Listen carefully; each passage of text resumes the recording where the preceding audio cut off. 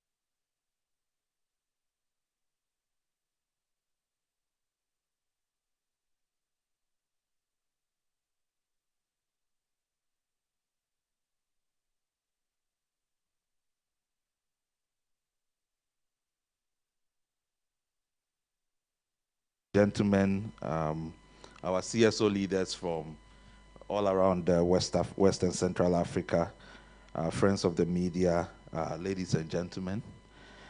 I bring you very special welcome on behalf of the governing board, the executive director, Professor H. Kwesi Prempeh, and the management of CDD-Ghana. Professor Prempeh extends his apologies. He's not able to join us because he's also attending to a national assignment as chair of the Ghana's most recent Constitutional Review Committee. And the committee is holding hearings today as well, so it's made it very difficult for him to be here. But we at CDD are excited to welcome you to the launch of our long overdue international desk to deliberate on the changing geopolitics in the sub-region and beyond, discuss ways to respond to it, and in ways that inure to the benefit of citizens of the West Africa and other parts of the continent. CDD Ghana will be 27 years later this year. We began our journey as a specialized democracy and good governance policy research think tank in 1998. Our mission was to ensure the newly established institutions of checks and balances under our 1992 Constitution of the Fourth Republic was well-rooted to avoid another failed constitutional order. Remember that when we got to 1992, that was our fourth attempt at constitutional order. Our efforts focused on researching, analyzing, training, monitoring, advocating for reforms of various democracy strengthening institutions, including promoting civil-military relations in the post-military era and democratic policing. 2 decades later, in the 2010s, we began to focus our programming on social accountability work, tracking the state's provisioning of services, building citizens' capacity, agency, and mobilization to demand accountability. Now, building on our research capacity and experience in conducting national surveys through our role as core partner of the Afrobarometer, we launched the District League Table, tracking yearly performance of over 260 local government authorities on education, health, security, sanitation, water, agriculture, etc. We have since added other performance monitoring tools like the Mining District Development Scorecard and the Ghana Cities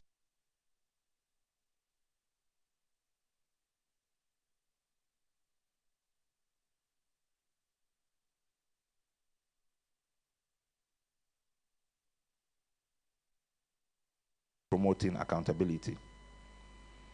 In the post-COVID-19 period and with democracy declining globally, the center responded to the rapid deterioration of democratic norms in West Africa and expanded its Africa program.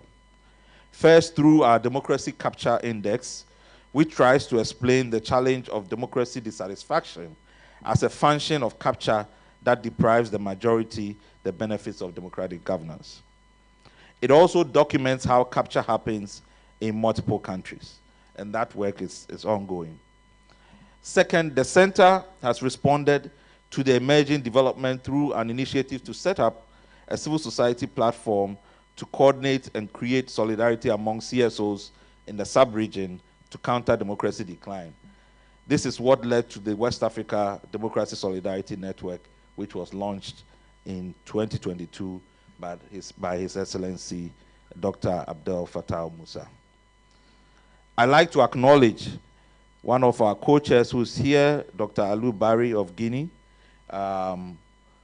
Dr. Welcome. And our steering committee member, Dr. Nana Asantua Afajinu, Executive Director of the West African Civil Society Institute. It is our more recent work in Africa that has firmed our resolve and urgency to develop programming in international affairs, particularly the role of foreign powers in Africa in this evolving multipolar world.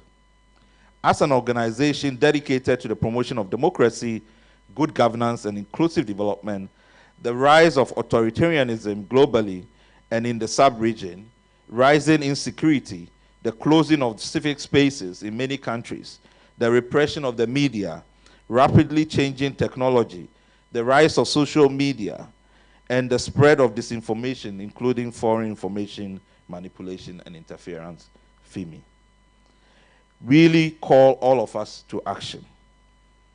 As a think tank and as Africans, we need to get a better grip on the activities of various actors who have intensified their activities in Africa. How will the activities impact on politics, economy, and society? What are the implications for African voice in international affairs and agency? How are governments and intergovernmental organizations preparing and responding to these threats and opportunities?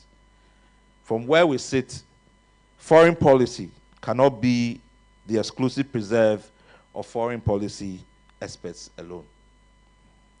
Given what is at stake, as activists, researchers, analysts, governments, development partners, we all need to take an interest in these matters.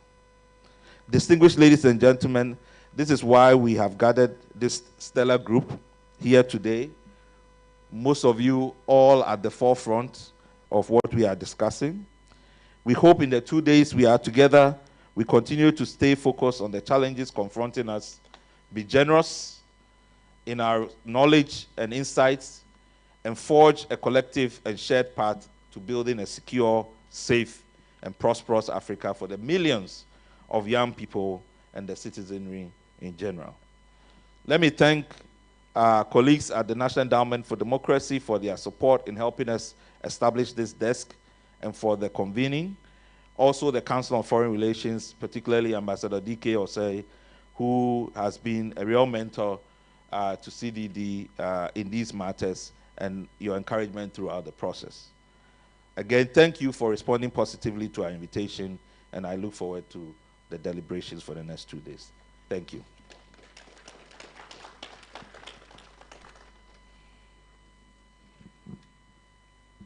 Thank you, Dr. Kojo Asante. Shall we please put our hands together again?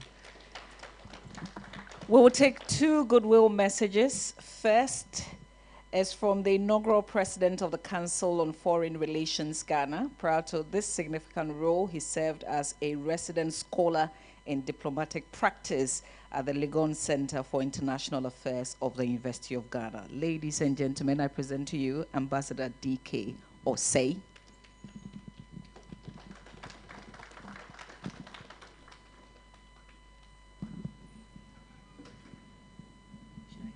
Thank you, Mamavi. Your Excellencies, distinguished guests, ladies and gentlemen, I see many of my friends here. Abdullahi Jani I haven't seen in a while. Fatah I see weekly. And some of my friends that I've had late night discussions with. Fortunately, mine is just large millions of young children who are unemployed and who could become the bombs that we have been running away from for a long time. Kwesi talked about backsliding of democracy. We'll be discussing the challenges with multilateralism.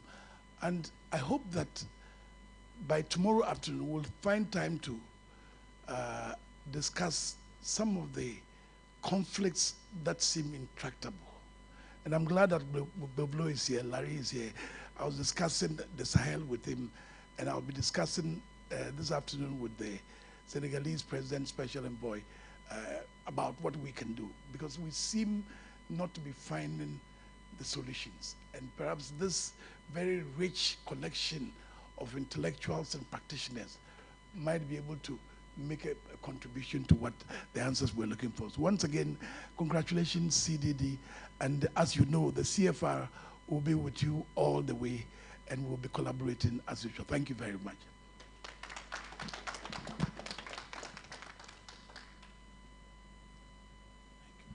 Thank you very much. A bigger round of applause, please. Ambassador D.K. Osei. Well, the final goodwill message will be delivered from a woman who took office in June 2024 as Deputy Special Representative of the Secretary General for West Africa and the Sahel. She has over 30 years of experience in the field of peace and security. Please, let's put our hands together for Her Excellency, Ms. Barry Freeman.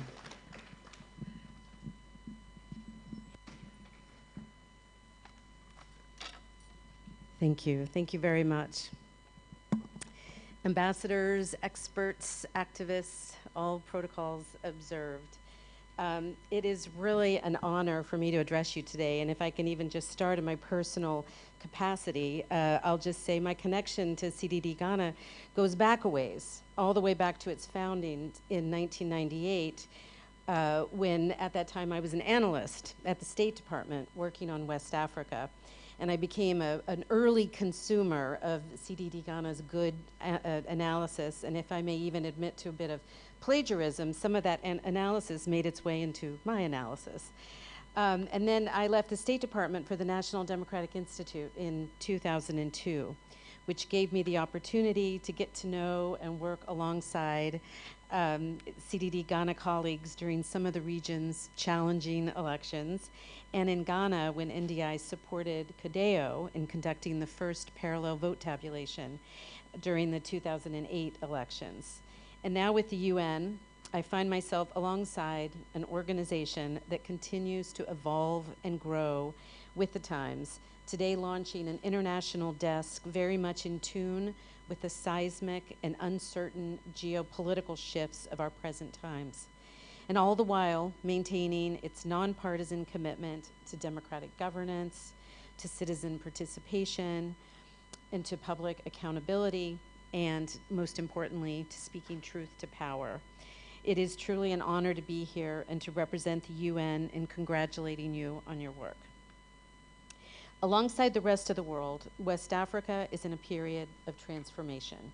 touched by the end of the post-World War II system of global governance that extended to all spheres of international cooperation, including in the areas of defense and security, development aid, and trade. Today, the region is experiencing escalating conflicts, often fueled by climate-induced resource scarcity, that exacerbate tensions between and among communities and undermine prospects for longer-term economic growth and political stability. Unconstitutional changes in power have strained governance structures, weakened bilateral and multilateral cooperation, and hindered development efforts. The scourge of terrorism and violent extremism in the Sahel is spreading into coastal states. We just witnessed, I think, several days ago, a terrible attack in Benin, demanding strengthened security collaboration in a region where the bonds of trust have frayed. And then there are the economic pressures, exacerbated further by global market fluctuations that affect the region's trade and investment landscape, as well as the crushing debt burden that many countries in the region face. The decision by the US administration to simultaneously increase tariffs and cut aid programs, with other donors following suit, is another seismic shift that heavily impacts government commitments to foster economic development, health sector improvements, and educational reform. In such an environment, it's no surprise that countries in the region and elsewhere are reassessing traditional alliances and seeking more diversified partnerships. So as part of, I know this is my goodwill message, but I just wanted to make a few points. And I wanted to just lay out 4 areas to address the challenges of navigating the changing geopolitical landscape, and hopefully they can inform the conversations that we're going to have over these next couple of days. First, reassessing cooperation models while upholding democratic values. The erosion of multilateralism amidst mounting economic challenges presents an opportunity for the region to review and reshape cooperation models with a view to diminishing dependency, addressing debt, and mustering resources for economic transformation. To navigate this evolving landscape, it's only right to demand that international cooperation be grounded in transparency and respectful of the sovereign choices of leaders who are ultimately accountable to their people. Foreign engagement in the region must strengthen and not erode democratic foundations. Secondly, national ownership and accountability in the management of foreign aid. Foreign aid is only transformative when it's paired with nationally driven commitments to transparency, evidence-based planning, and results-driven implementation. Efficient use of funds not only reduces dependency, but it also builds public trust, thereby strengthening sovereignty and democracy. Empowering the oversight functions of national institutions, from financial management systems to auditing bodies, ensures that every foreign investment reflects the needs of citizens and upholds principles of integrity. Third, whole-of-society approaches to meet 21st century challenges. West Africa and the Sahel are home to the fastest growing populations in the world, bringing both challenges and opportunities. Now is the time, and I know people have been talking about this a lot, but now is the time to harness the demographic dividend by investing more in education, healthcare, and job creation. Attracting youth to local job markets and curbing the brain drain requires rethinking investments and leveraging aid to build national capacity across all sectors, mindful of the needs and the transformational opportunities of the 21st century. Gender-responsive policies such as investments in family planning and reproductive health are not just health initiatives, but governance and economic imperatives. Supporting women and girls through access to education and health services is key to reshaping demographic dynamics and building more resilient economies that employ both women and men. And finally, focusing on trade and investment as a pathway out of aid. The path to economic sovereignty lies in strengthening regional cooperation. Organizations like the AU, ECOWAS, and UMOA must lead efforts to make trade a way out of aid. The current ECOWAS crisis, marked by the withdrawal of Mali, Burkina Faso, and Niger, is a pivotal moment, an opportunity to renew ECOWAS in alignment with on-the-ground realities and global challenges. This calls for deeper regional integration, lower trade barriers, cross-border infrastructure investment, and harmonized standards to foster innovation. Trade, not aid, will fuel prosperity. So, and just to close, ECOWAS is 50. Happy birthday to ECOWAS. And the UN is about to celebrate its 80th anniversary. So we're both, and we're all still standing, hobbled a bit by age, but I'd still like to make a plea for multilateralism. And really anchor the pursuit of the 4 areas I laid out in the principles enshrined in the UN Agenda for Peace and the UN Pact for the Future, agreed to by all member states. These instruments remind us of the urgency for multilateralism to regain its space, to claim its space, and advocate for cooperation over competition in a world in transition. They prompt us all to commit to building the future, to ensure that all policies, whether foreign or domestic, uphold the rights of future generations, address the root causes of inequality, and place people and planet at the center of decision-making. Again, thank you very much for this invitation. Congratulations to CDD-Ghana, and it's really, again, an honor to be here.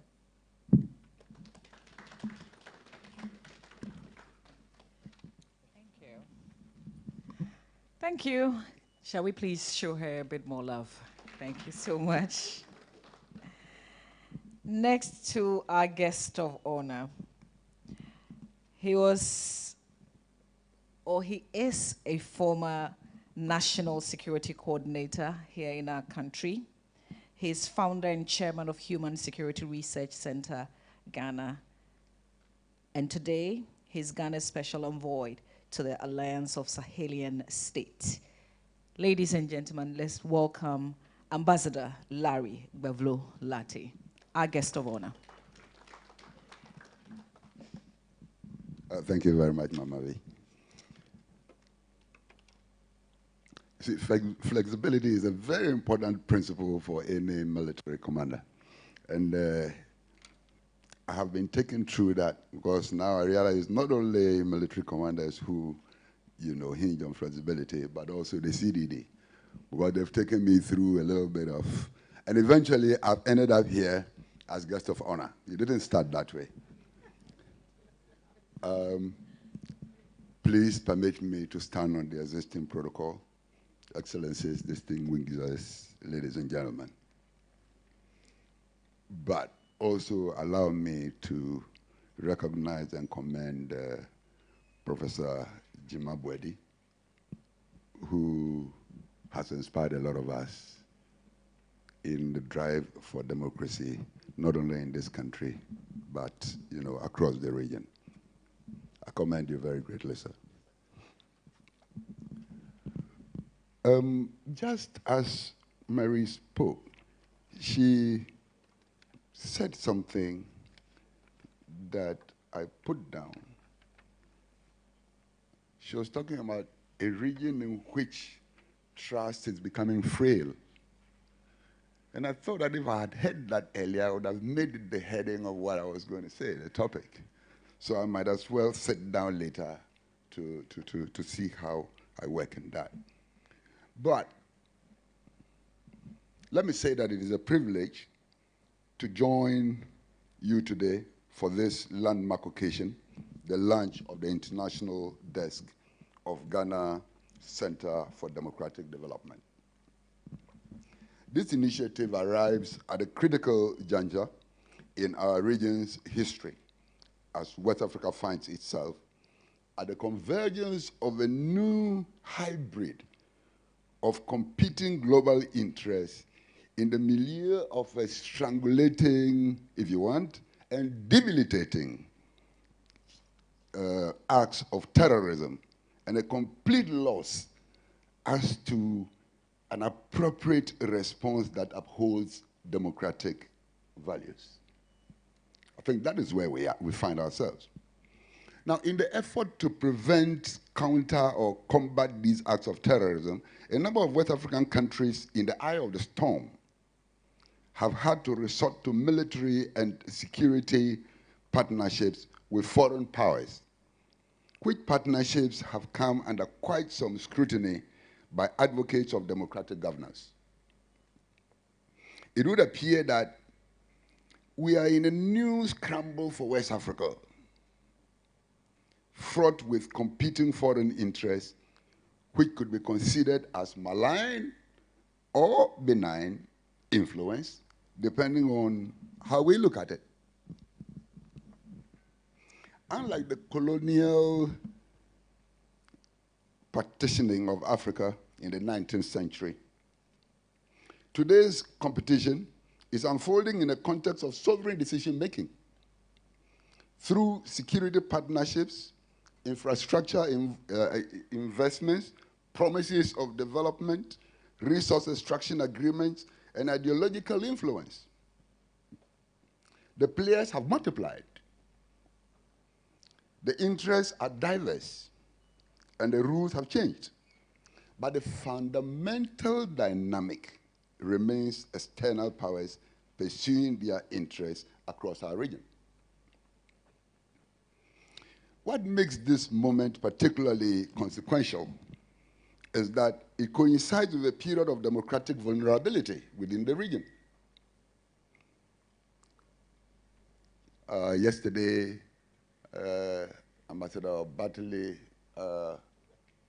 paid a courtesy call on the president, and I happened to be privileged to be at that meeting. And they talked about military coups and civilian coups. Some democratic vulnerability that we have in the region.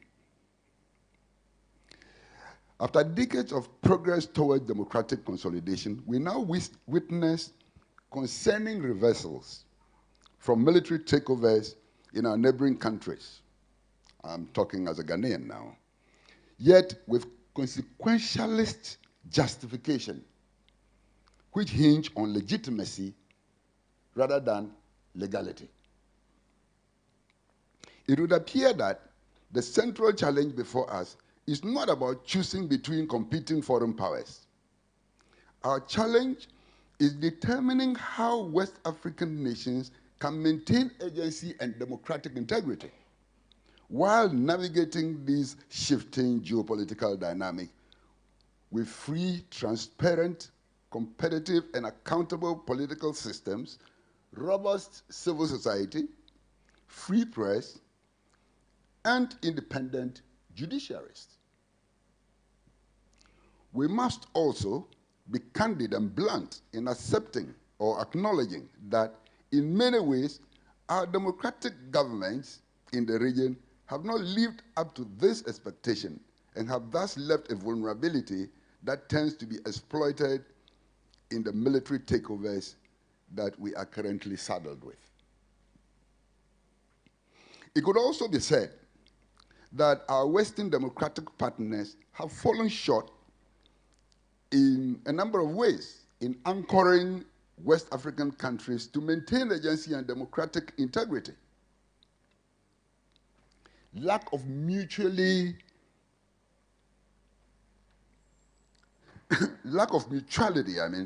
in pursuing the well-being of the citizenry as a major goal, contradictory democratic governance principles and policies across the region from country to country, among others, have not only undermined confidence in these relationships and orientation, but have created openings and a raison d'etre for alternative methods or models that promise development without democratic accountability. A bargain that history tells us comes at a great cost to the citizens. As we launch this international desk, I would humbly propose 3 imperatives that could guide engagement with foreign powers. First, we might want to look at democratic ownership. I would say that external partners need to consider that while democratic principles are universal, democratic systems should be locally rooted and domestically owned. Foreign support should be based on mutual respect that strengthen domestic democratic constituencies and institutions, especially the judiciary, to ensure a true freedom and justice and therefore democracy. The second thing I would propose is that West African nations would need to develop the capacity and indeed be left alone to engage multiple international partners without becoming captured by any single foreign agenda.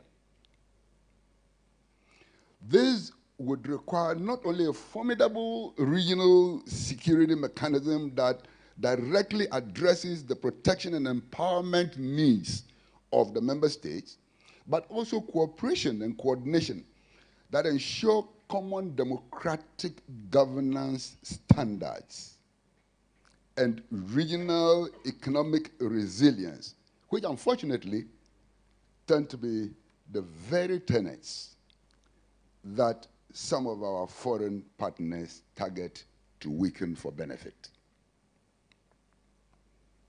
The third point I would want to raise is I would say that the ultimate measure of any international partnership should be its impact on the well-being of the citizenry, as in their protection, empowerment, and right to live in dignity. A democratic dispensation that ignores this and is not underpinned by accountable governance, but is yet so called just because elections have been organized, primarily benefits the political elites and foreign interests. This inevitably tends to generate a backlash of a pervasive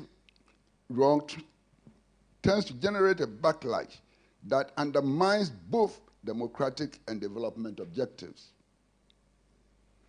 In the milieu of pervasive terrorism that engulfs the region, we appear to be caught up in the kitchen and egg situation when we examine root causes of the terrorism itself.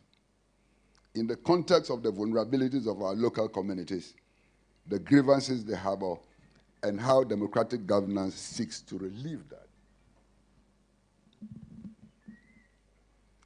Or how democratic governance seeks to bring relief to that. The launch of this international desk by CDD represents a vital step towards realizing these imperatives. By monitoring foreign engagements, promoting transparency, facilitating public dialogue, and advocating for democratic principles in international partnerships is an initiative that promises to help ensure the geopolitical competition, the strengthening of geopolitical competition rather than undermining West African democracy. It is something that we should all support. Well, in closing,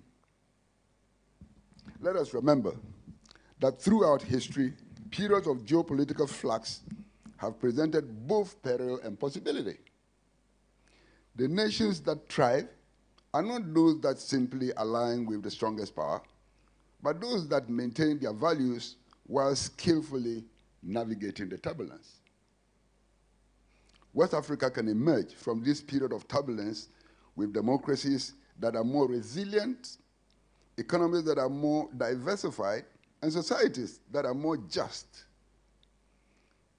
What we need at this time is a rethink.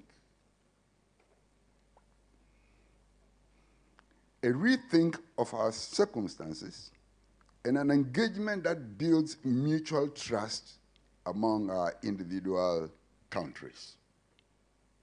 We require an approach that confronts our challenges with strategic clarity and democratic commitment. I believe that we could look up to the international desk of the Ghana Center for Democratic Development, CDD, to champion this approach. The CDD played an indispensable role in shaping democracy here in Ghana after our days of revolution. With today's launch, we could expect that you will extend that vital mission to the West African region and to the doorsteps of our foreign partners. You deserve the full support of all who believe in West Africa's democratic future. I will urge you to find innovative ways of engagement with our governments, especially those of the Alliance of Sahelian States. Such engagement that would be seen as supportive rather than confrontational in promoting democratic values that protect and empower the citizenry and local communities to live in peace and dignity. We need to keep engaging. We need to keep talking. Thank you very much.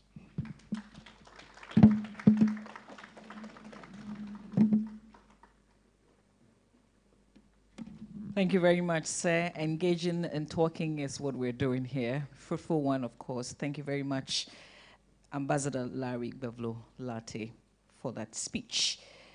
Well, our next speaker joined ECOWAS from the UN, where he served as the director of the West African Division of the Department of Political and Peace Building Affairs and Peace Operations. Before joining the UN, though, he served as Director of Political Affairs at ECOWAS and Senior Conflict Prevention Advisor to the Danish International Development Agency on West Africa. I'm happy to also announce that he facilitated the establishment of the ECOWAS Electoral Assistance and Mediation Facilitation Divisions. And today, he's the ECOWAS Commissioner of Political Affairs, Peace and Security, celebrating 50 with us. Please put your hands together. Let's welcome our keynote address. Speaker, His Excellency Abdel Fattah Musa.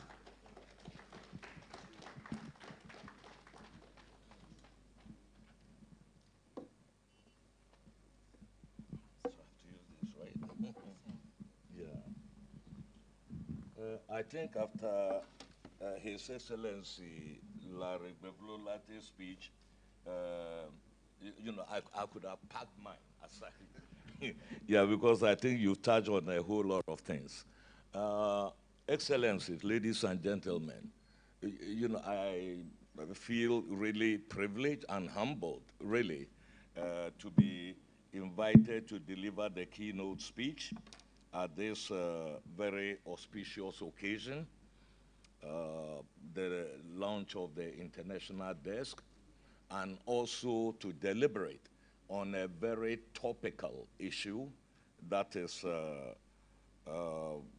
really agitating minds in Africa and worldwide. So it's a very timely occasion, and on that occasion, there are a few personalities here, among several that I wish to acknowledge.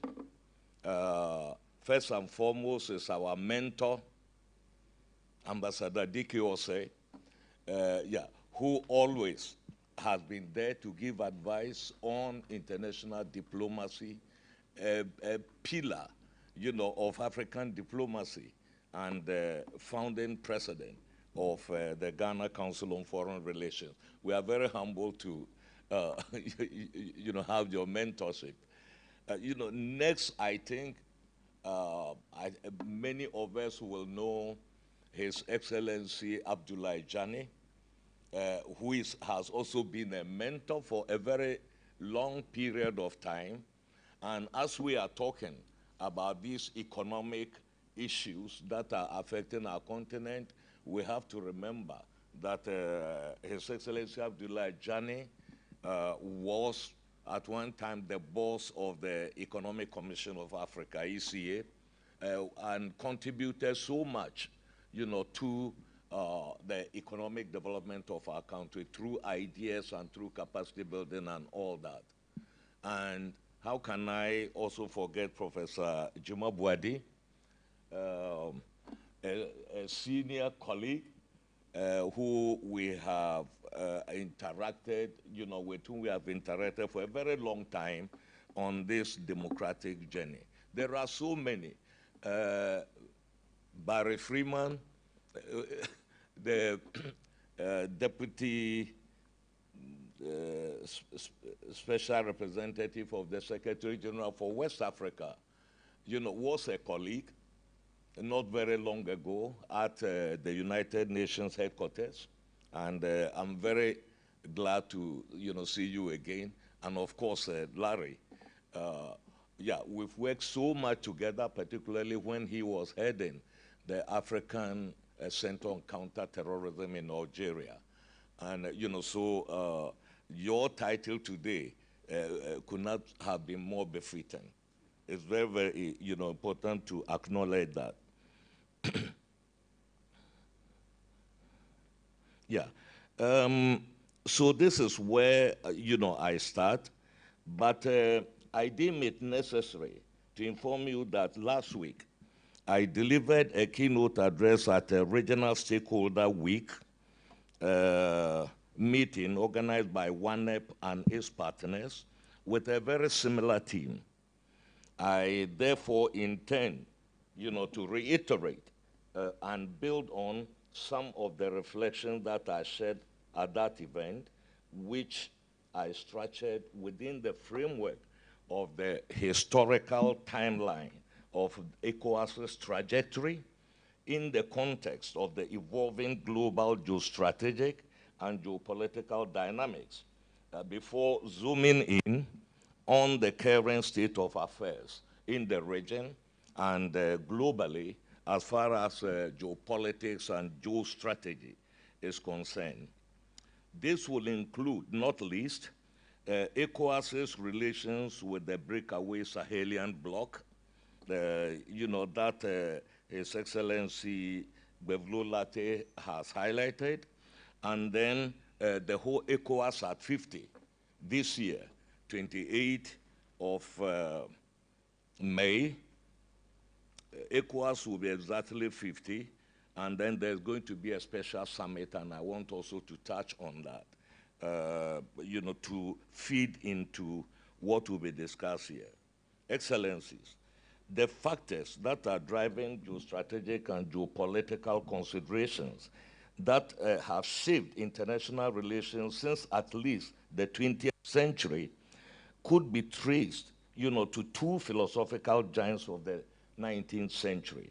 And I mean G.W.F. Hegel, who saw capitalism and liberal democracy as the end state of statecraft, the end state of actual political economy, in the world, and Karl Marx, both German, both very influenced by the Industrial Revolution, so they made a whole lot of conclusions out of that. Karl Marx, he posited that the contradictions between production relations, that is between capital and labor, would eventually lead to the collapse of capitalism and the enthronement of communism, also as a distinct and the end state of human government, in the world. These two philosophers, their ideas have animated geostrategic and geopolitical evolution since their time.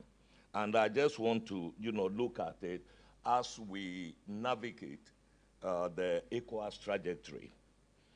As we all know, ECOWAS was born during the Cold War, 1975, and in Africa, or West Africa at least, between 1960 and 1989, that's when we saw the zenith of the Cold War, in Africa.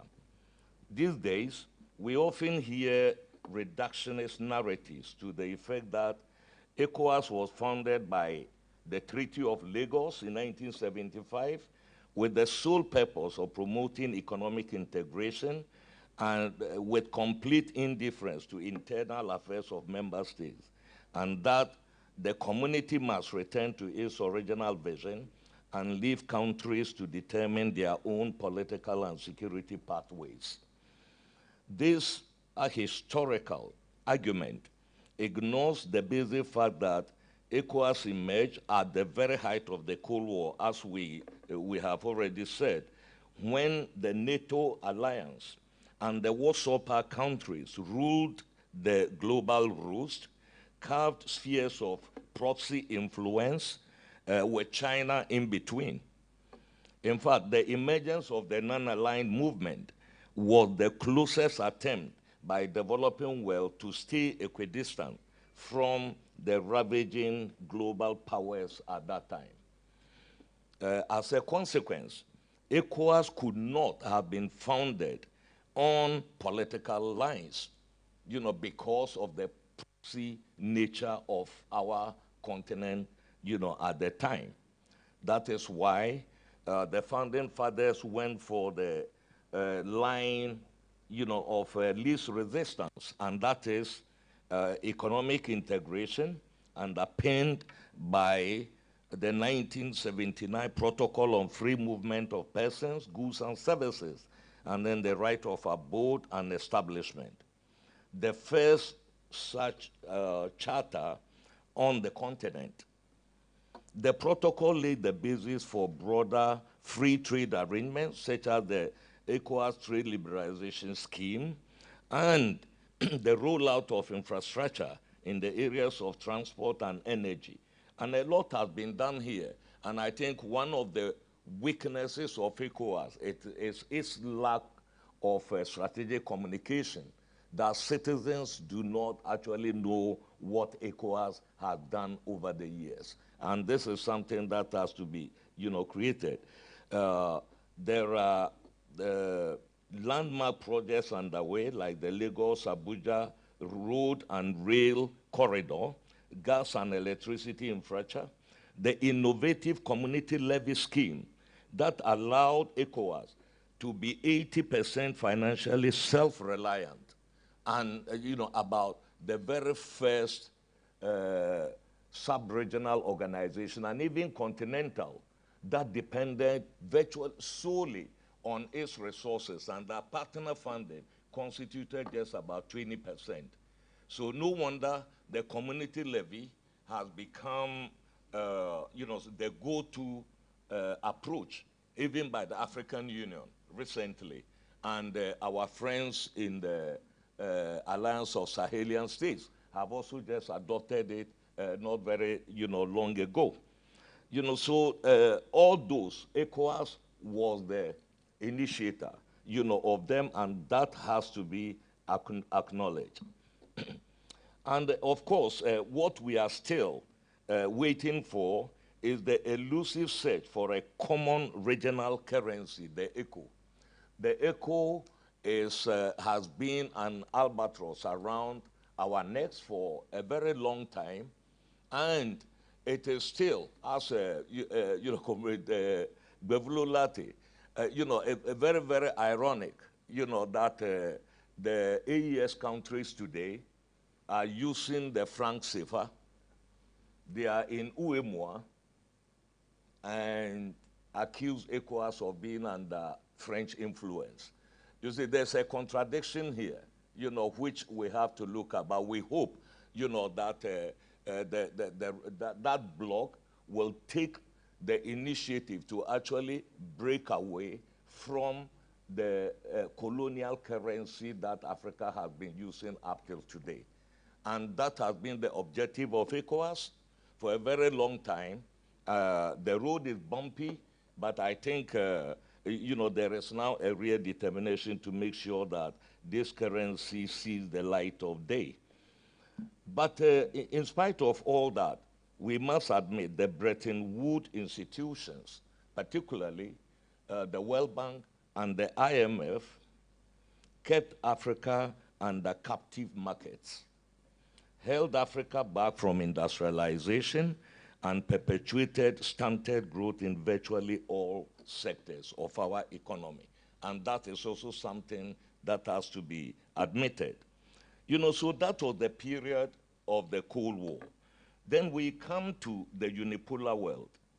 And I'm starting with 1989, which is a pivotal moment in the annals of modern history and the harbinger to the current geostrategic shifts that we see today. It heralded the implosion of the Soviet Union, the eventual demise of the Warsaw Pact, and the hegemony of the United States as the sole power on earth. The intellectual firepower and the, for the new world order that was ushered in 1989 were no other than two also students of Hegel. And that is why I started, with that. The two, who are they? The first, Francis Fukuyama, who, referencing the dissolution of the Soviet Union, in the summer 1989 essay entitled End of History, in the national interest in the US, declared that the global consensus on liberal democracy as the sole legitimate form of government had emerged, and that liberal democracy may constitute the final form of human government and consequently the end of history. The events unfolding now, I think, give us cause for a rethink. And then we have Samuel Huntington, whose findings also were very prescient, who, on the other hand, posited in the Clash of Civilizations in Foreign Affairs of summer 1993 that cultural wars, in particular between Islam and liberal democracy, will define the future. These were the two brains of that period from about 1989, all from the US, where the center of the world was as a unipolar world. So the Cold War, as we know, ended with the United States and its allies emerging as the preeminent global force, dictating a new rules-based international order. Russia was weakened seriously, and China was yet to flex its economic muscle. These circumstances favored the emergence of multilateralism between 1989 and for West Africa, and I'll come back to that, 2011, between 1989 and 2011, under Pax Americana. I think so. That is what we had at the time, and this multilateralism was demonstrated first and foremost at the UN Security Council, where there were virtually no dissenting voices, no veto during that period, at the council. Shorn of the security shield hitherto provided by the opposing bloc, could not absorb the shock, descended into outright civil wars that threatened to spread across the region, such as Liberia in 1989 and Sierra Leone a year or so later. So the interconnectedness at this point between, and the mutually reinforcing relationships between security and development became too obvious to ignore. And so this is the answer to those who said ECOWAS should have remained with the economic angle. With the civil war threatening to spread across the region, I don't know where economic development could have found space actually to thrive.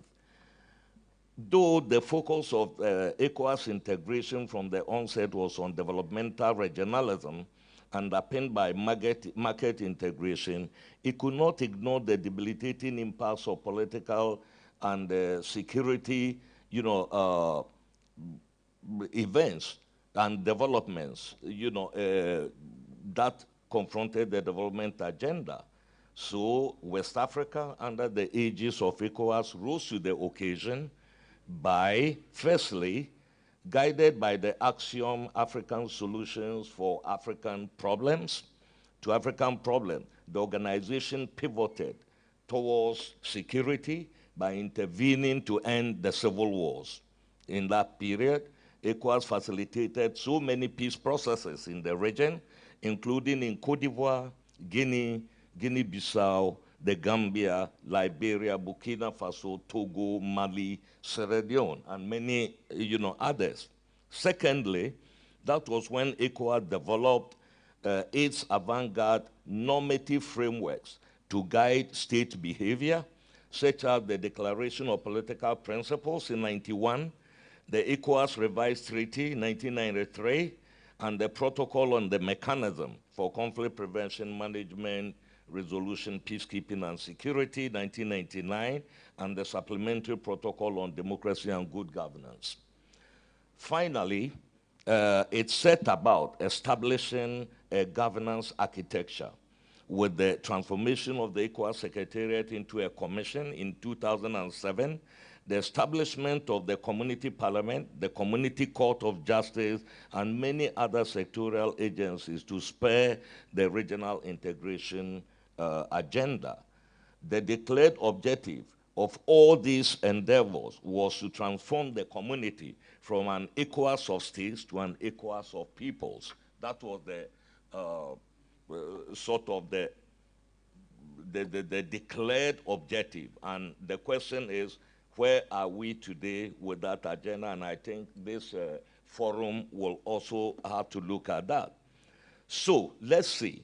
That's up until about 2020. And we shouldn't forget that democracy is not something like a short-term effort.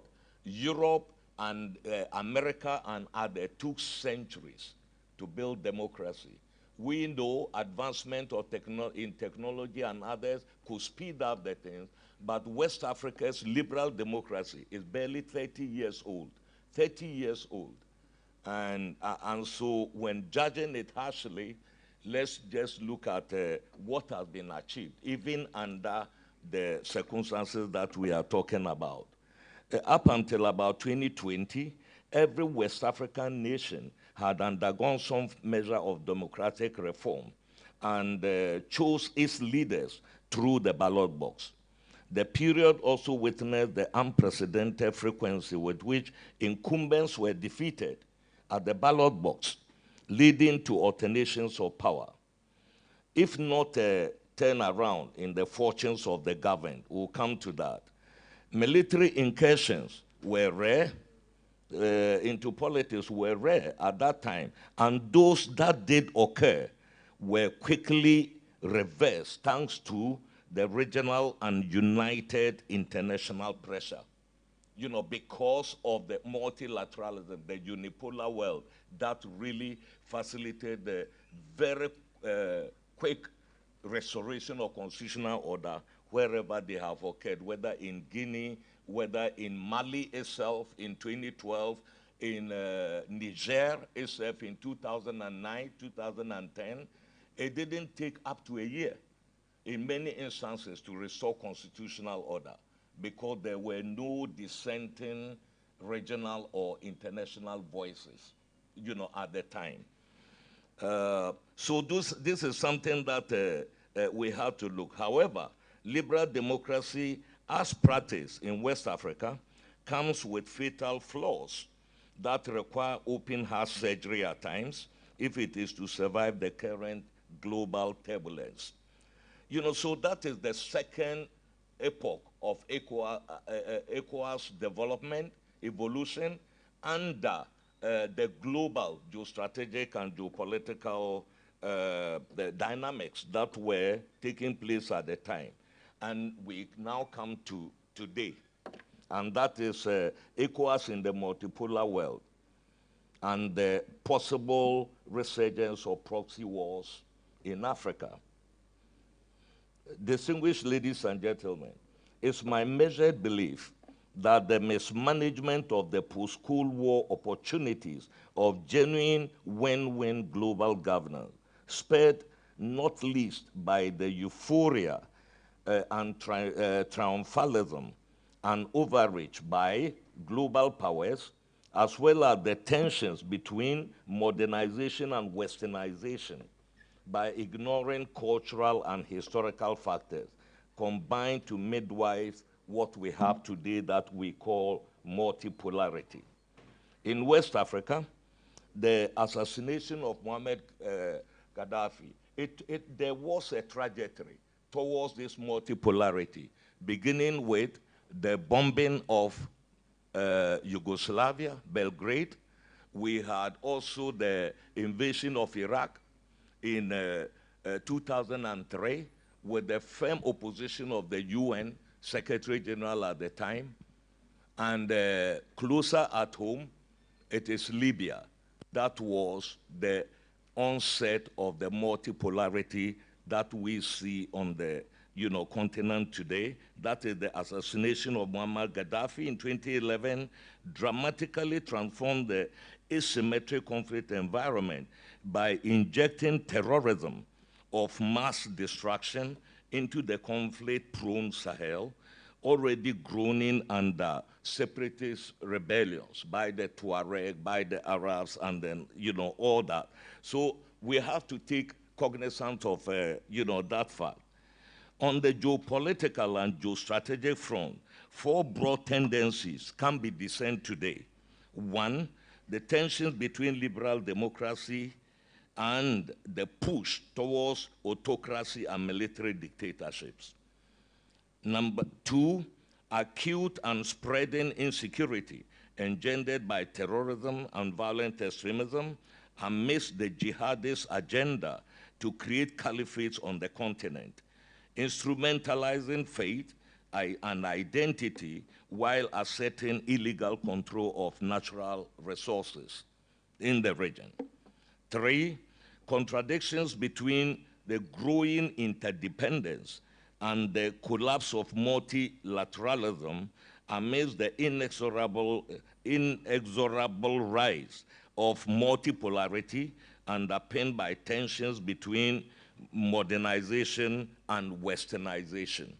Those two concepts. And then four, the revolution in digital technology that has facilitated AI-enabled autonomous weapon systems, the explosion of social media, and the spread of misinformation and disinformation. These four factors characterize our security environment, today. Terrorism is by far the immediate and present existential threat to West Africa. Terrorism as a hit-and-run tactic of retribution, where the balance of forces is stacked against the weaker party in conflict, has been with us for centuries. However, the terrorism as experienced in Africa today, with examples like Somalia and then the Sahel region, is different. The Al-Qaeda and Islamic State affiliates in Africa, that's Al-Shabaab, the group for the defense of Islam and Muslims, the Islamic State in the Greater Sahel, Greater Sahara, and the Islamic State West Africa province, and then the other Boko Haram factions, operate along classical Weberian lines. And that is something that we have to take note of. They aim, one, to control territory. They run an economy, albeit illegal mining, taxation, and also protection levy all across the region. They operate an army, just like any Weberian state, and they also propagate culture, Islam, perverted version as they propagate. And these are characteristics of the modern state, but these groups are under the radar of the United Nations. So they are not affected by international, rules of engagement. And that is what makes them doubly dangerous. But we can talk about terrorism. What of our own internal weaknesses? much as the geostrategic and the geopolitical factors have facilitated the current malaise in West Africa and Africa at large, it's obvious that captured liberal democracy and governance deficits have led to mass disenchantment across the region and ruptured the social contract between the citizenry and the state. And that is the characteristic today. Governance and development deficits characterized by state capture, economic mismanagement, currency instability, retreat from the periphery, marginalization and selective provision of basic services, retreat into identity politics, and corruption. They all have ended up eroding the social contract between the citizenry and the state. 2, manipulation of constitutional and electoral norms to maintain elected leaders in power. And, in this, I think I'll have to, sort of refer to His Excellency Beblo Latte, some of the issues that he raised. Member states of ECOWAS have signed up to the ECOWAS protocols that bind them to the constitutional convergence principles and liberal democracy, which declare zero tolerance for power obtained, that is usually by the military, or maintained, usually by elected leaders, through unconstitutional means. That is a cardinal point, in the ECOWAS protocol. However, in several instances, elected leaders have weaponized the judiciary. That is the worst performing element in the separation of powers in Africa, the judiciary. Weaponizing it and instrumentalizing the security agencies to silence dissent and enable unconstitutional maintenance of power. And that is what we are seeing. And some of the Sahelian states have pointed to this as one of the reasons that they took over governments and other things. Whether it is true or not, but this is a reality in our region. And then 3, the youth bulge, unemployment, underemployment. These are taking time bomb for Africa at large, the youth question in our region. And then the perceived control of internal governance decisions by external powers. This is also another reason proffered by our sister countries from Burkina Faso, Mali, and Niger, and to some extent Guinea. So this brings us to our relations under this. The distinguished guests, ladies and gentlemen, despite the obvious inadequacies of liberal democracy, West Africa persisted with it as a strategic choice of governance. Recent peaceful alternations of power in Cabo Verde, Liberia, Senegal, Ghana, Benin, Nigeria, among others, indicate that liberal democracy is still alive on the continent. The aberrations in Burkina Faso, Guinea, Mali, and Niger, particularly the forever transitions in the 3 Sahelian states, should be contextualized within the interlocking consequences of pervasive insecurity, in particular terrorism, and governance deficits. But they have been sustained by multipolarity. Because there is no single voice in the world. Anybody who picks up arms today will have powers that will support them. Unlike under the period of the unipolar world. And that is the reality also that we see today. So we have in Africa, who are they? We have 4 broad competing poles that are discernible in Africa and West Africa. One is the NATO powers. Some call them the collective West, the NATO powers and their allies. Then the second block pole, the BRICS plus, We are talking about Brazil, China, Russia, India, South Africa, and still growing.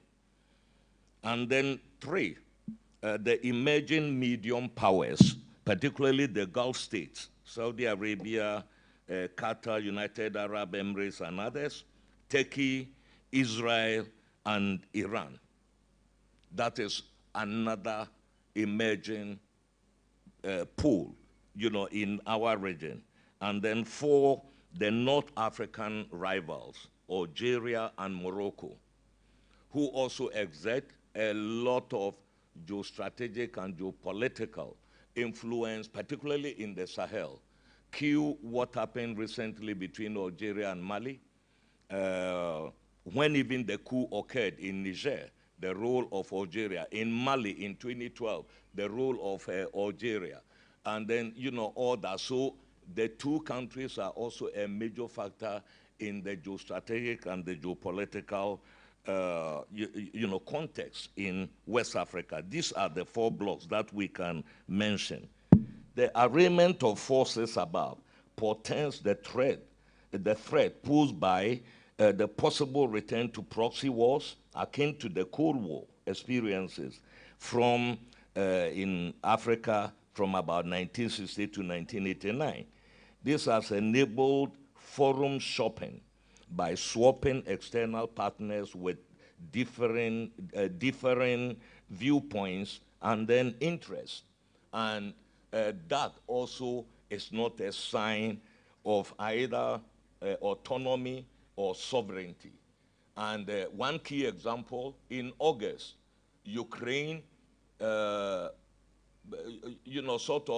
made an incursion into the Kursk region of Russia. Immediately after that, Russia, with its Africa Corps, the former Wagner, they had about 400 or 500 troops in Burkina Faso. Immediately, about a third of them were recalled, to Russia, which means Russia is also operating a Russia first. And Africa, also we need to operate an Africa first, just as we are seeing all over the world. That is the nature of the game, today. By banding together as a continent, as a region, and that is, very important to note. So other than the Western powers, the other 3 poles may favor modernization, but are indifferent to liberal democracy. They therefore constitute natural allies and find common language with military or autocratic regimes and have no qualms propping up these forces, as also another angle of fight against the other pole, the NATO allies and their partners as well. So the ECOWAS Authority of Heads of State and Government, what has been its attitude towards, these, countries? I think there were mistakes made initially on both sides, because the advice that under the situation of multipolarity, the threat of the use of arms was not going to wash, because in the past, ECOWAS had threatened the use of force without actually using it, and it achieved the required results. But things have changed greatly. But with all that giving, was withdrawal from ECOWAS the best solution for 3 landlocked countries in the middle of the Sahel, being threatened by the Sahara Desert, and others? That is also a question, that I think they have to also ask themselves. And that brings us to the question of the approach of ECOWAS. ECOWAS is looking towards not a hard split, but a soft one. And so many of the privileges that the citizens of these countries enjoyed while they were part of ECOWAS are still enjoyed by them.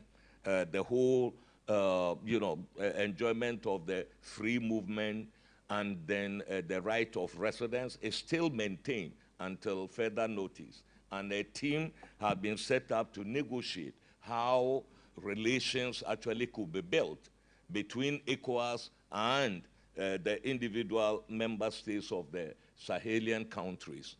And we must also say, that notwithstanding their withdrawal, ECOWAS has always approved the three countries to collaborate on the security and humanitarian fronts, because these are regional in character, and ECOWAS is still pursuing, that angle with the three Sahelian states.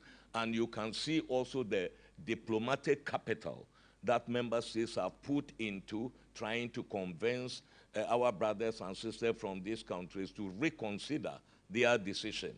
The authority of heads of state appointed the Senegalese president, His Excellency Diomaye Faye, as a mediator, facilitator, together, with President Faure Gnassingbé of Togo, to engage them. And we know that President Diomaye Faye has also appointed a very seasoned diplomat in the person of Professor Abdoulaye Bachili, to be his right-hand man in the negotiations with them. The chair of authority himself, President Bola Ahmed Tinubu of Nigeria, has also been engaging, the country, particularly Niger. The foreign minister led a delegation not very long ago to see, where bilateral relations could be strengthened, while talking about the perspective of bringing all these parts together. And of course, we are in Ghana, and we are very much aware of the efforts that His Excellency John Dramani Mahama is making by inviting this country to his inauguration, appointing His Excellency Larry Bevlolati to still engage them, for them to come back. So this is where ECOWAS stands.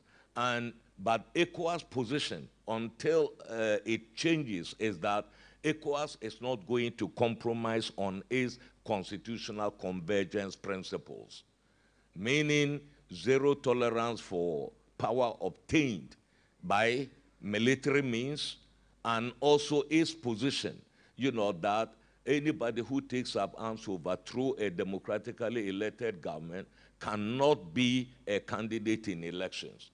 Until otherwise decided, these are the standing principles of ECOWAS. So we'll see. I was in Guinea, not, recently. The referendum to adopt the constitution there will be on the 21st.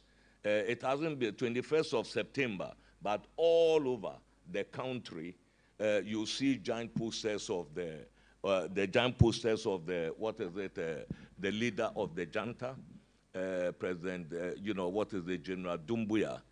I think now all of them are generals with the exception of in Burkina, I think. Yeah, so this is it. So there is a fight on our hand. Is ECOWAS going to compromise on its core values, principles, in order to accommodate them? That is a question that I think this forum also can add to, in it. But those are, the immediate issues that we are talking about here.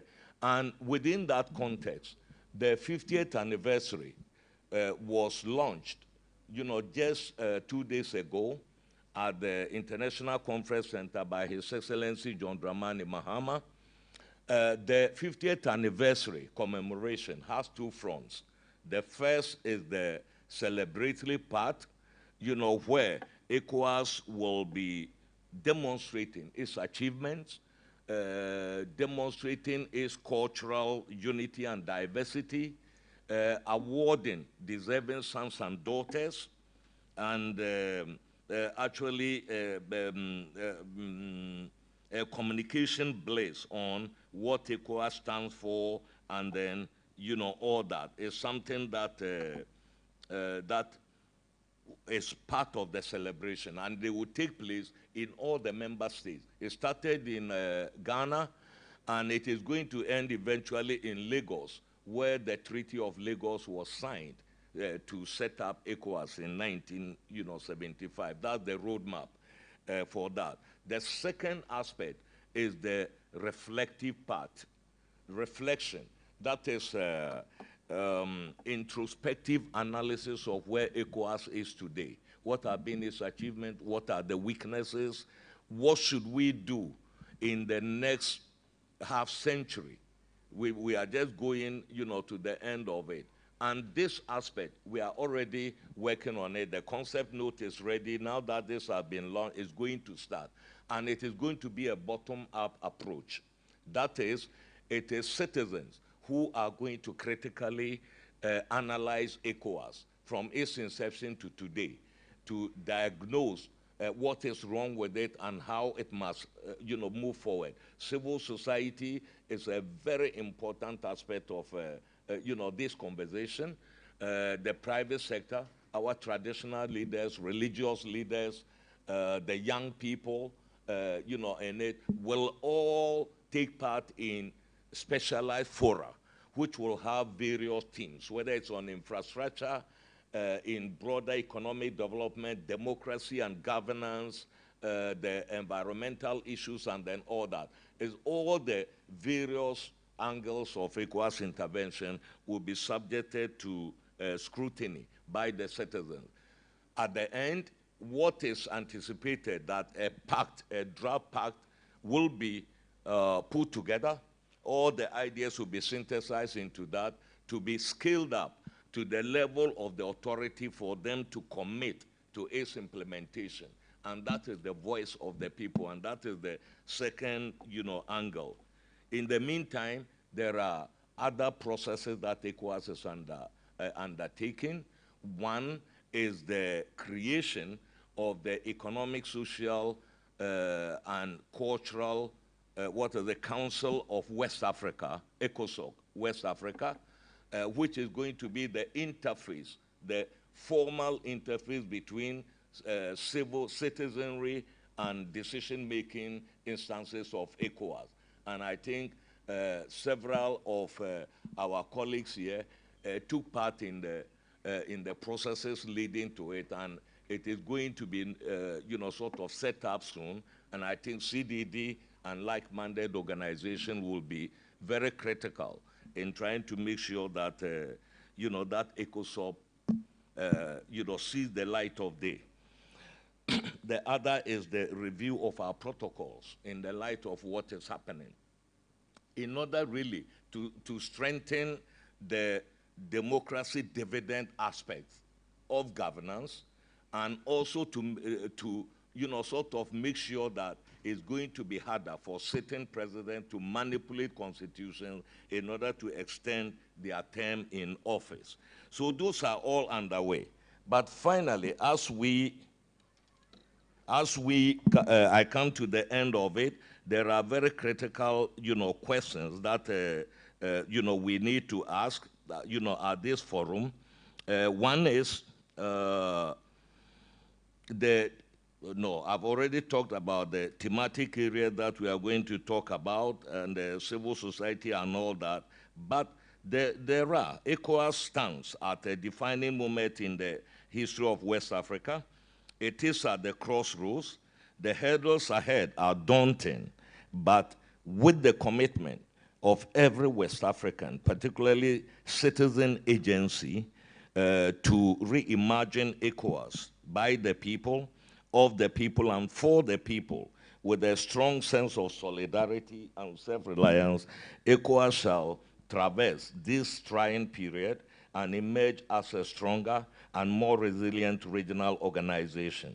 To this end, we must begin by asking critical questions at this forum. One, are political parties, which are the unit of governance in our member states, are they fit for purpose? Political, parties in member states as the basic units of and incubators of governance in our region. We have to interrogate that, because whatever you do under liberal democracy, it is these political parties who are eventually going to govern.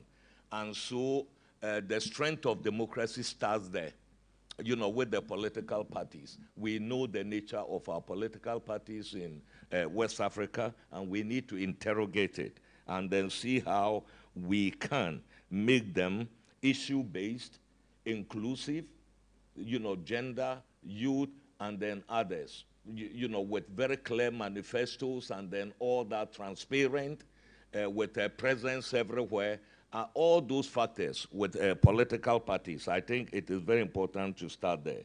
And then short-term limits for presidents and government. Is it really working? You see, you can talk about the United States, for example. The president is in office for 4 years.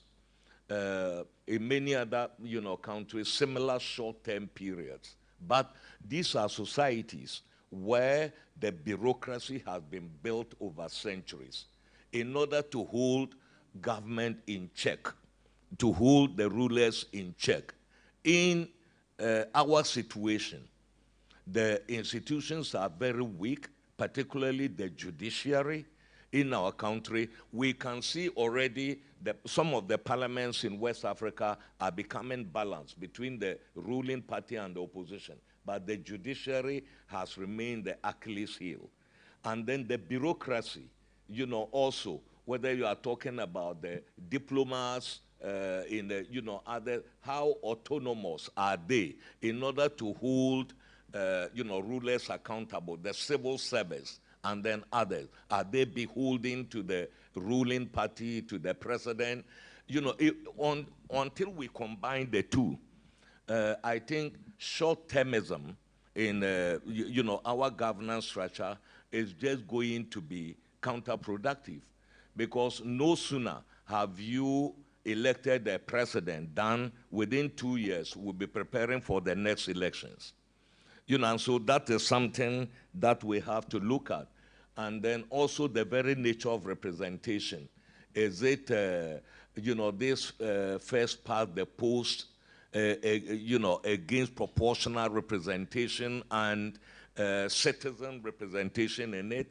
This all must be part and parcel of the debate about, governance in our region. And then how do we ensure the independence of the judiciary, to prevent it from being one of the weakest links in accountable governance? Next, should ECOWAS cast aside its values, rules, and norms and allow junta leaders to stand for office? What will be the consequences? Because for me, standing where I am, if I am a captain in some country and I see that the military coup is the shortest route to power, okay, and it is allowed, I'll be tempted. If I want to be a leader, doing that, we may end up having, a domino effect, of coups in the region. So striking the balance is so critical here about the values that everybody has signed up to and the behavior. And then how should the youth question be resolved? Because the youth question, and it is also linked to how do we ensure win-win partnerships? How do we ensure win-win partnerships in the era of multipolarity? I would single out one, and that is Africa, West Africa, and Europe. Europe, because we are virtually contiguous geographically. There is just the Mediterranean that separates Europe from Africa. There is a historical legacy there with Europe, and a whole lot of other, factors. So it's very important, that we look at it going forward. Historical, economic ties, geographical proximity are all very important factors here. And I will dwell on demographics because I was talking about the youth, and that is where I am going to end. Today, nativism and anti-immigration define the policies in Europe, because once the nationalists, the far right, have won seats through the anti-immigration policies, even the mainstream parties are now pivoting towards that. So these two factors are defining, the policies in Europe today. Meanwhile, for years, Europe has treated Africa as a reservoir of raw materials and cheap professional labor, whether it is our nurses, our doctors, and other skilled professionals who, move into, Europe. As can be observed, the youth of Africa are kicking against this lopsided paradigm. For the records, in 1960, for example, in 1960, the population of Europe was 634 million against 273 million in Africa. Today, the population of Europe is 774 million against 1.5 billion in Africa. You can see the quantum leap in terms of demographic shifts, between Europe and, Africa. And they will also, tell us all the figures that we have from the, whether the population, census and others. What do they tell us? By 2100, that is 75 years from now, at the beginning of the next century, Africa's population is projected to hit 4 billion, as against 419 million for Europe, meaning Europe is depopulating, and then Africa is increasing. No amount of fortress Europe will keep the young from crossing the Mediterranean or finding any means, to go whatever barriers that you erect. They erect there. And if I were a European today, I would team up with the continent to develop infrastructure, basic infrastructure, electricity, roads, factories, help transform raw materials into finished products that will provide jobs and keep the young people on the continent. Even today, in fact, the majority, about 80% of migratory flows are intra-African. They don't go outside. So if you don't hold the young people by giving them the opportunities, there is no fortress that can keep them from crossing the Mediterranean or any other place to reach there. And if I were Europe, I would not discourage Africans from partnering with China in the development of infrastructure. If Europe is forward-looking, it will partner with China or even encourage it to develop, to help develop infrastructure on the continent, because that has been the scorecard, the call card of China, to it. And Europe, today we see that Europe somehow is pivoting towards China itself. But Africans are being discouraged from doing business with them. They are going to take over your economy and all that. That scaremongering tactic is not going to help neither Africa nor them. So it is very important that we become very realistic in terms of where we are going. Finally, why has civil society and citizen agency for responsible and responsive governance continued to wane since the 1990s? And I think CDD is the best platform to try and ask this question. From the 1989, the citizen action, and today, that you hardly see it. In many of the countries where governments tweak their constitutions to stay in power, it is because of the silence of the citizens. Because ECOWAS can never force change in a country unless on the back of citizen action. That is the important thing. So if ECOWAS is seen as the do-it-all, for us, nothing would happen. We will continue to have manipulation of constitutions and a whole lot of the other factors. It is time for citizens to recapture that spirit of the 1980s, because we are at the crossroads. And this is where I would want to end the discussion. It has been a bit long, but I hope there is enough food here for thought. Thank you very much for your attention.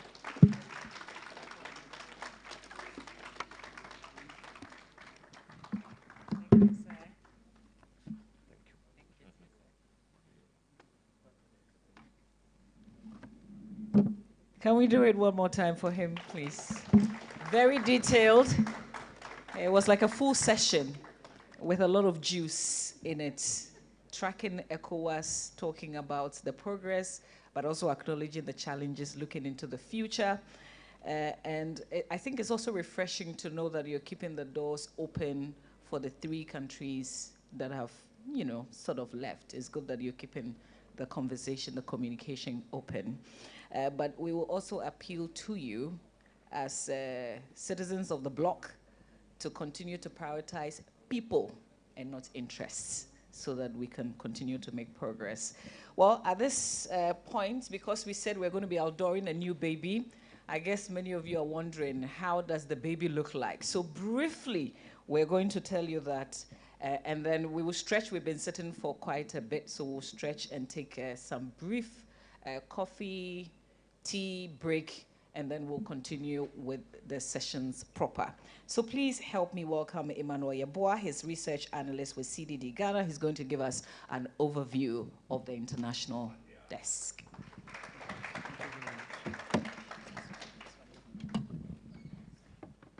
Thank you very much, Mama V, and a very good morning to you all. Bonjour à tous.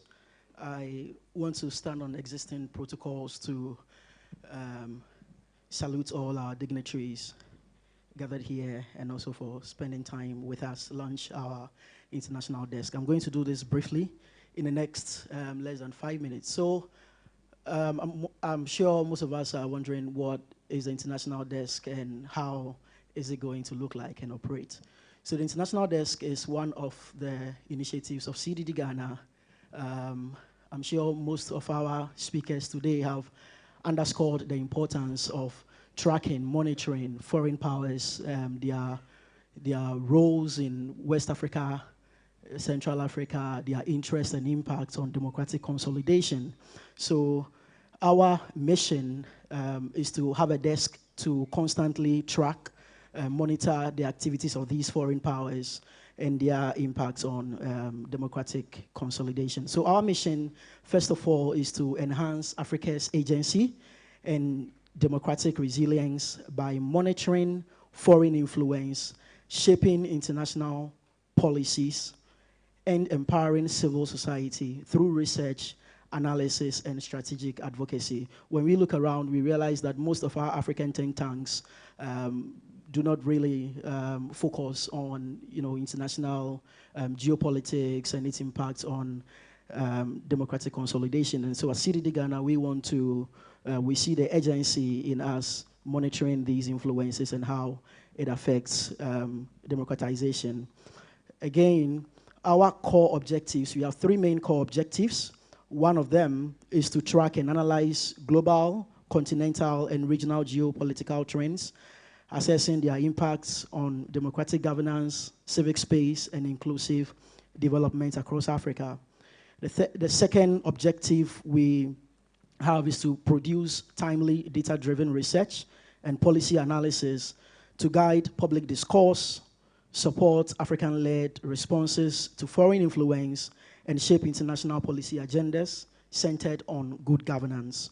And then the last objective we have is to serve as a regional hub for civil society, media, and policy actors, fostering cross-border collaboration, capacity building, and advocacy to amplify Africa's voice in global affairs. So there are some thematic areas we are focusing on. One is on foreign influence and power shifts. The second one is on disinformation ecosystems and digital manipulation propaganda. Another one is to look at the civic space and rising authoritarianism in the region. The other focus area is to look at democracy and political stability. We also want to look at security and military engagements in West Africa. Again, we want to look at regional integration and multilateralism. And of course, we cannot do this without looking at trade, aid, and economic leverage. And the last one we want to touch on is on migration. What have we done so far? We started the international desk for a little over a year now, but there are some strides we have made and we want to highlight it briefly.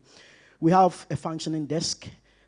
supervised by our Director of Policy Engagements and Partnerships, supported by our Director of Research, Dr. Kojo Asante and Dr. Salome.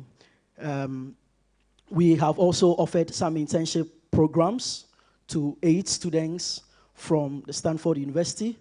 We've supported students come intern with the desk from McGill University in Canada, University of Ghana, and Kassel University from Germany, and of course the London School of Business.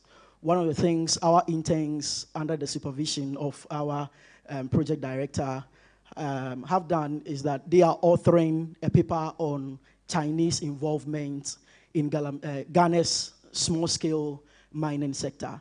And that is a paper that will be ready in the next coming month. And once it's ready, we are going to release it and share with all our stakeholders. Again, we've produced some research studies on transitional governance in West Africa and the state of the Sahel crisis, of course, in collaboration with the Wademos Network. I think some of these papers are getting ready, and so before we end today's program, we are going to make copies to all of you. We have also undertaken a baseline study on the activities of foreign powers in West Africa and the implications on democratic governance. And in the next few moments, our lead researcher is going to do a presentation on that baseline study. We also collaborate with Wademos to produce Eye on West Africa. So Eye on West Africa is a bi-weekly news article that looks at the democracy developments happening within the region. And so we put all of these together. We triangulate it with our network partners in all the 15 ECOWAS countries, and then we release this newsletter.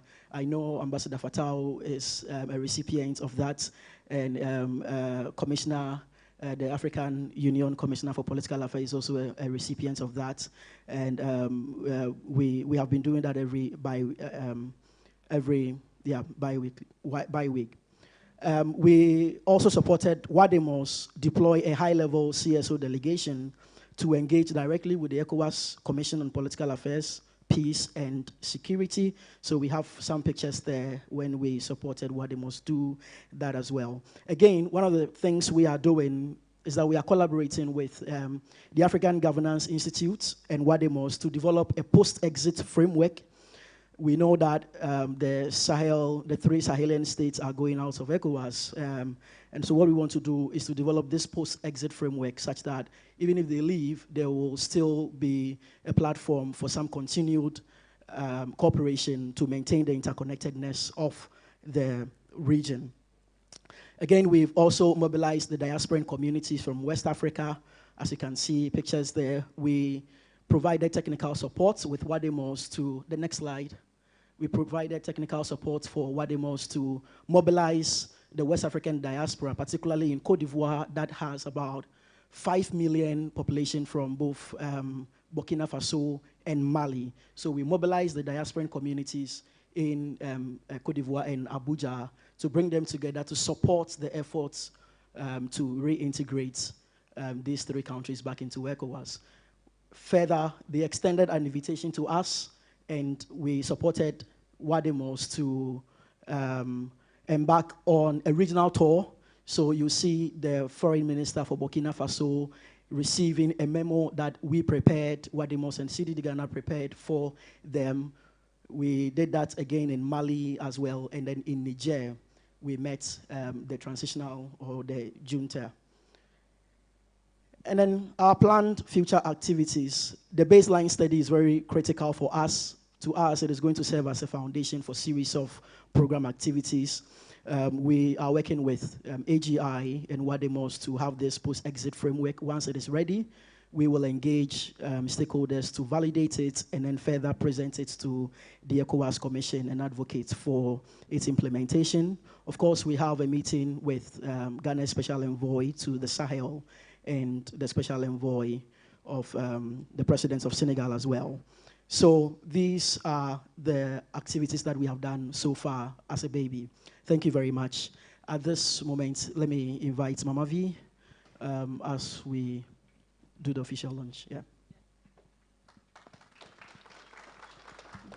Thank you very much. And Emmanuel is staying with me, for the rest of the program. He's been very instrumental in this, so he'll be guiding me along the line. So at this point, we want to officially launch the international desk.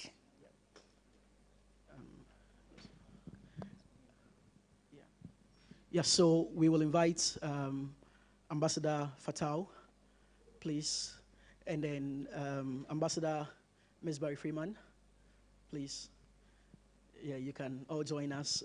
We would like Ambassador Fatau to say something briefly and cut the ribbon and officially launch the desk. So, Ambassador.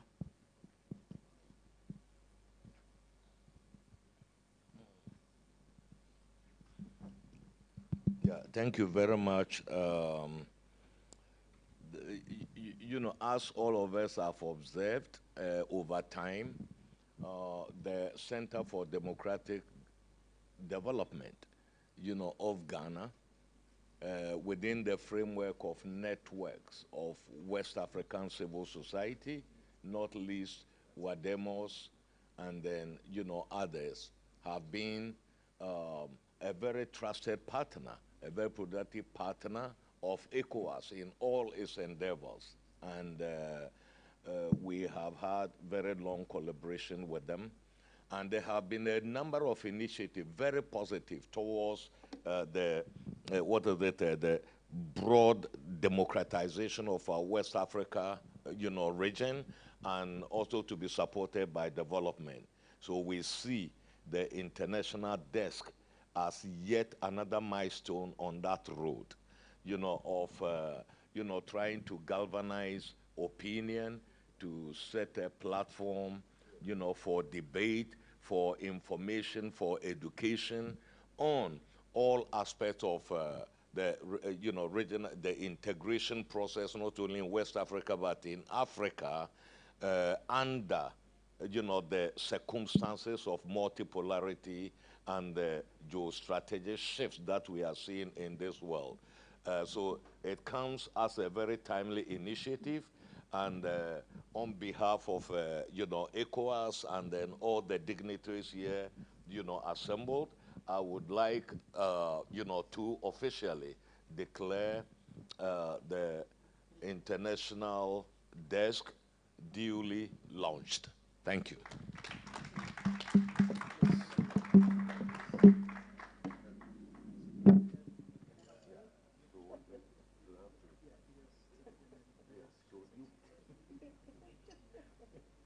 Together here. Yes, exactly.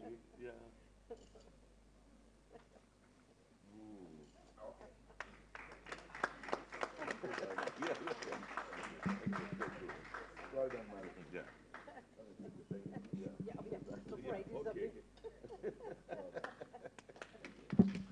So I'm sorry, we just want to take a quick photograph. So Dr. Santi, kindly join us. And yes, just a quick one. And after this, we will break for our coffee break. So Ambassador, please. Yes, yes, Ambassador Fatau. Yeah.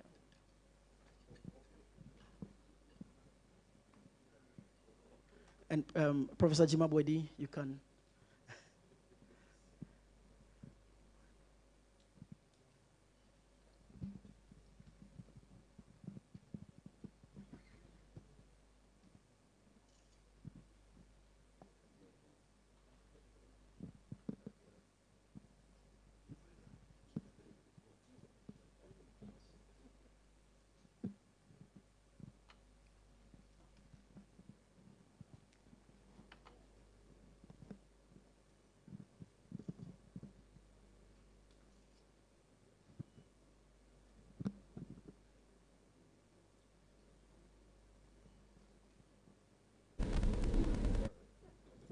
Okay, thank you very much.